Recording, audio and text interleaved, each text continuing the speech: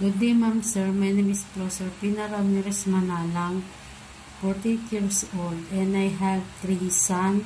My older son age is 23 years old. My second son is 21 years old. My third son is 19 years old.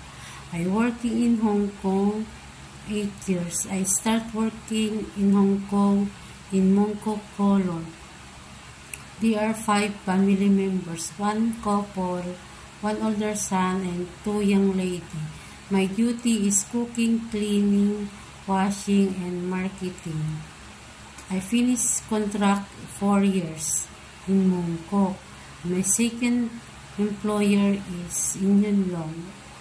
There are 5 family members, 1 couple, 2 children, and 1 boy.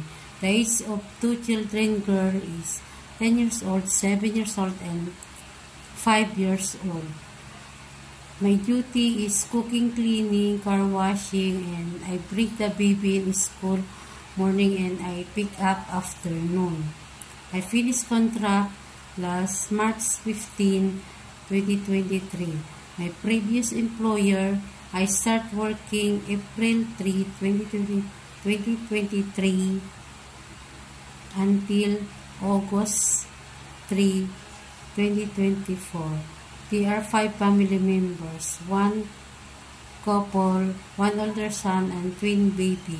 The older son age is 30 years old and the baby is 4 years old.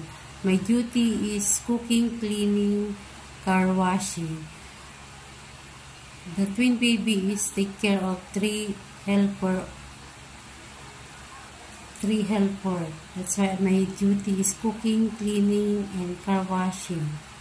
I terminate last August 3, 2024. The reason is my boss say put mutual agree to terminate the contract. Ma'am, sir, if you hire me, I promise I do my job. I do my best and I follow your instruction. Thank you. Good day, ma'am, sir.